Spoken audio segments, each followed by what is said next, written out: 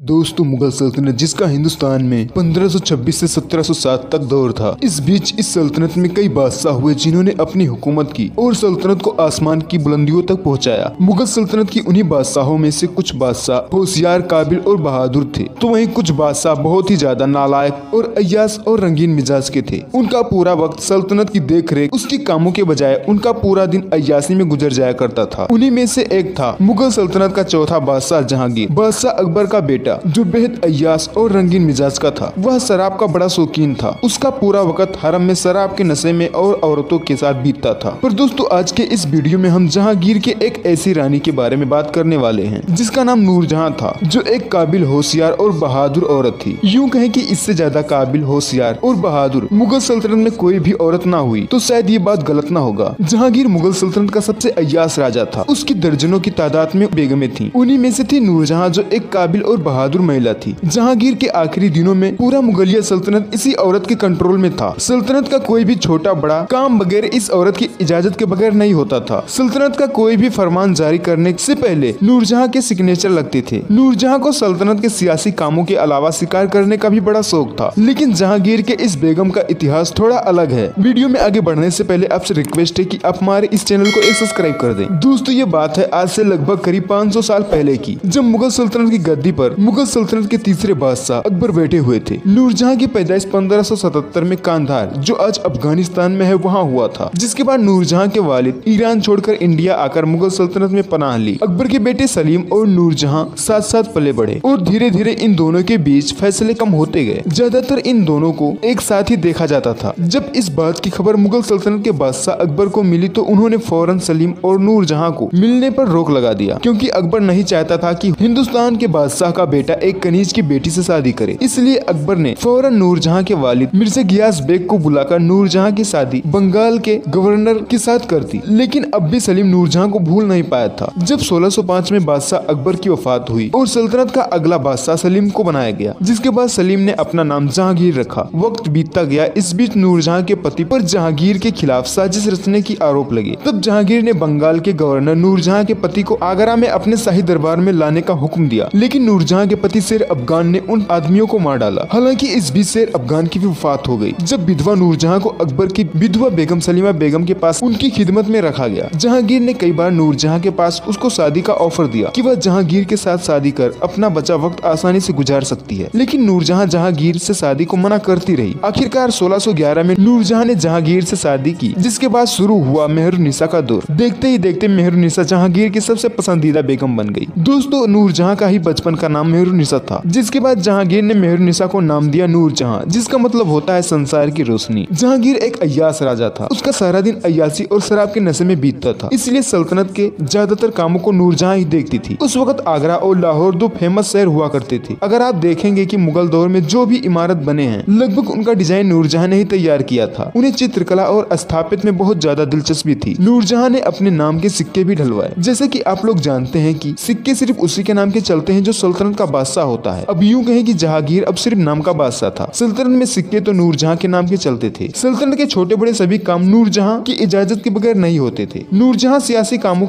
में काबिल और चालाक तो थी ही, बल्कि उन्हें शिकार करने का भी बड़ा शौक था। वो अक्सर जहांगीर के साथ शिकार पर जाया करती थी। एक किस्सा है कि एक बार एक हाथी पर सवार जहांगीर और नूरजहां शिकार कर रहे थे। तभी एक शेर अचानक उछलकर जहांगीर पर हमला करना चाहा। शेर जहांगीर को कुछ नुकसान पहुंचा पाता उससे पहले नूरजहां पास ही में रखे एक बंदूक से शेर को वहीं ढेर कर दिया। जिसके बाद जहांगीर नूरजहां की बहादुरी को देखकर इतना खुश हुआ कि उसने सल्तनत का पूरा भागदौड़ नूरजहां के हाथों में सौंप दिया।